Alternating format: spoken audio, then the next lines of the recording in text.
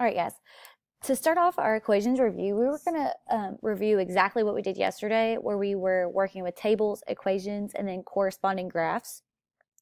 So I'm going to do the front side of this paper with you, and then you're going to turn it over and you're going to do pretty much the exact same thing with different type of equations on the back. So we're going to start with number 1, and on number 1, they go ahead and they give you the equation, and they want us to fill in the table and to make a graph to go with it. So the first thing that we have to do is we're going to start by making, it's going to look a lot like a ratio table. So for x, we'll just go ahead and we'll pick the value 1. And so when we substitute it in here, we have 1.5 times 1. When x is 1, y is 1.5. Okay, then we'll just keep going down the list. When x is 2, we're going to say 1.5 times 2. We get that y is 3. Let's go ahead and substitute in a 3 for x. So 1.5 times 3 would give us 4.5. Next, we'll do a 4. 1.5 times 4 gives us 6 as our y. 5, we're going to do 1.5 times 5, and we get 7.5. Then we're going to do 6, and our 1.5 times 6 gives us 9. And then we'll do a 7, and then 1.5 times 7 is 10.5. Okay, so now we have a list of x's and y's, and we can create our ordered pairs. So our ordered pairs for the first one is going to be comma or parentheses 1, comma 1.5 parentheses. Okay, we're going to do the same thing for the second row. Parentheses 2, comma 3. Now I'm going to pause for just a moment, and I'm going to let you guys finish off the table, and we'll check it here in just about 10 seconds.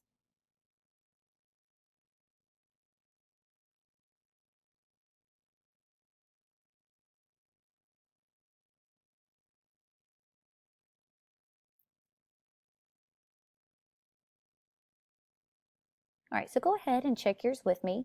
Your next ordered pair should be 3, comma 4.5, 4, comma 6, 5, comma 7.5, 6, comma 9, and then 7, comma 10.5. Now, after we have our list of ordered pairs, we're going to take those ordered pairs and we're going to put them on a graph. But before we can do that, we have to label our x and y axes. So if we look at our x column, we can see that each one is skip counting by 1. Okay, so that's what we're going to label across the bottom of our x-axis. Now remember, when we're labeling axes, we're labeling the lines and not the spaces. So our first line is going to be a 1, 2, 3, 4, 5, 6, 7, and that's as far as we need to go. Now we need to look at what we might want to label our y-axis. So if we're looking, each one of our y values is skip counting by 1.5. So that's what we're going to skip count each line by on our graph. So our first line is going to be a 1.5. Our second line is going to be a 3. Then we're going to have a 4.5, 6, a 7.5, and a 9. And lastly, a 10.5. So now we have our graph all set up. We can just graph our points. So starting at the origin, we're going to go right to 1 and then up to 1.5. When we do that, we're going to find where they meet and put our dot. Okay. Now we're going to graph 2, 3. So starting from the origin, we're going to go right to 2 and then up to 3. I'm going to wait about 15 seconds. I want you guys to go ahead and graph the rest of your points, and we'll check them together here in just a few seconds.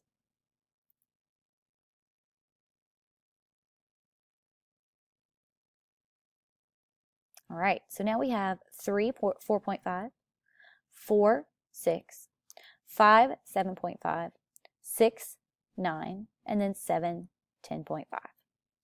And if you remember from yesterday, we can check our graph by looking to make sure that it is a straight line. Check. Make sure that if it were going to go, it would go all the way through the origin. Check.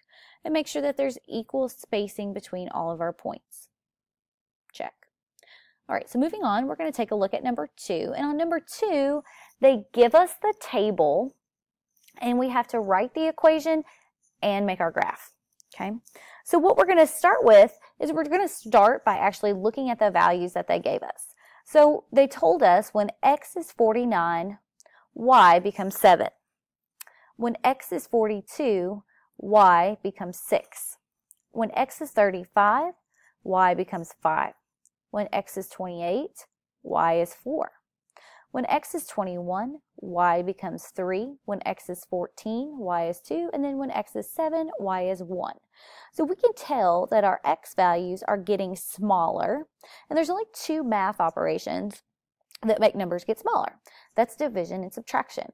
So we need to look at our x values and see, are we dividing by the same number throughout, or are we subtracting by the same number throughout? So to get from 49 to 7, we could subtract by 42, or we could divide by 7. If we look at the next row, if I subtract 42 from 42, I would be at 0, so that can't be it.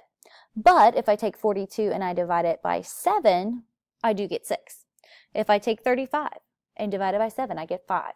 So what we're going to do is we're going to be taking our y equals our x value divided by 7. So that's what we write as our equation. Y equals your x value divided by 7. So now we need to set up some ordered pairs. I'm going to pause and let you guys go ahead and write out your list of ordered pairs, and we'll go ahead and check them in a few seconds.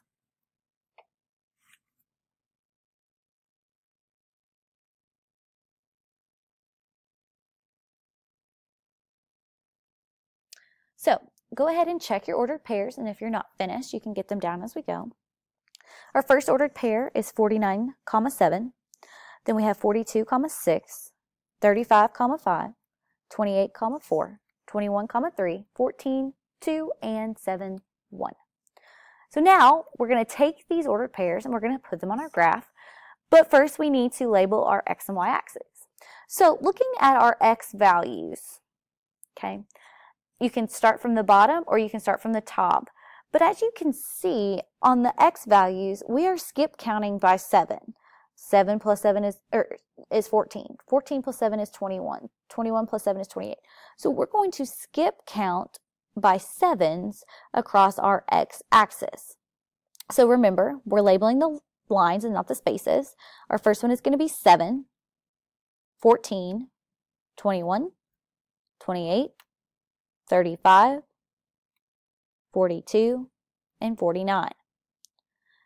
And if you look at our y values, we have 7, 6, 5, 4, okay? We're just going by ones. So on the y values, we're just going to count by ones.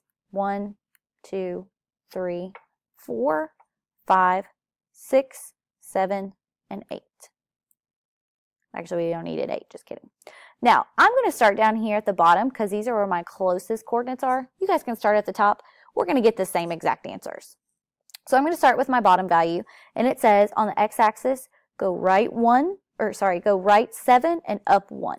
So there's where my first dot is. Okay. My next value says go right 14 and up to 2. So here's right to 14 and up to 2.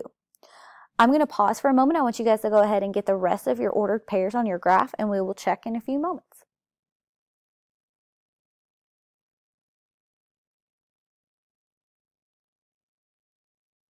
All right, I want you to go ahead and check the rest of your values. We have 21, 3, 28, 4, 35, 5, 42, 6, and then 49, 7. We're looking again for that straight line. We want it to run like it would through the origin, and that equal spacing throughout each point. Okay. Now, on our last one, they gave us the graph, and we have to fill in the table and find the equation.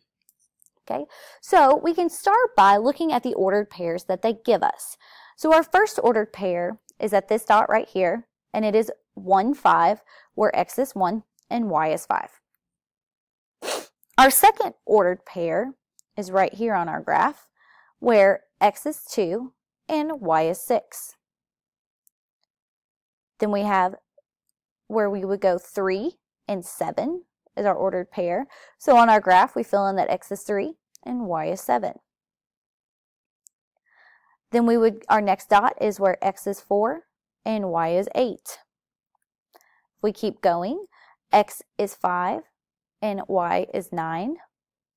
And then we have 6 for x and 10 for y. All right, so what we're going to do now is we're going to go ahead and list those ordered pairs just so that we have them, just so that we can show that we graphed them, which we have 1, 5, 2, 6, 3, 7, 4, 8, 5, 9, and 6, 10. But the biggest part of this problem is where they actually want us to write the equation. Okay, so we have to figure out what is happening to our x value every single time to get to y. Okay, so if we look, when we're going from x to y, our numbers are getting bigger. So there's two things that could be happening. We could be multiplying by a number, or we could be adding by a number. So if we look, to get from 1 to 5, we can multiply by 5, or we can add by 4. Now, to figure out which it is, we have to look at the other rows in the table. So to get from 2 to 6, if I multiplied 2 by 5, that would be 10.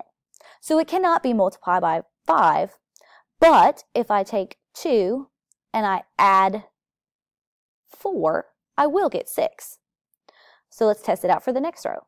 If I take 3 and I add 4, I will get 7. If I take 4 and add 4, I will get 8. So what we're doing to get our y values is we're taking all of our x's and we're adding 4. So that's what we have to write in our equation. So our equation says y equals x values plus 4. Okay. All right, so now what you're going to do is you're going to flip the paper over on the back, and you're going to do the exact same thing for those 3 problems. Your first problem, they give you the equation, and you have to make the table and the graph. On your second problem, they give you the table, and you have to write the equation and make the graph. And then on the last one is just like this one, where you have the graph, and you have to make a table and then write the equation. Okay. When you are finished, I want you to turn your paper into me, and then I'll give you the rest of the equations review that we're going to work on. Okay.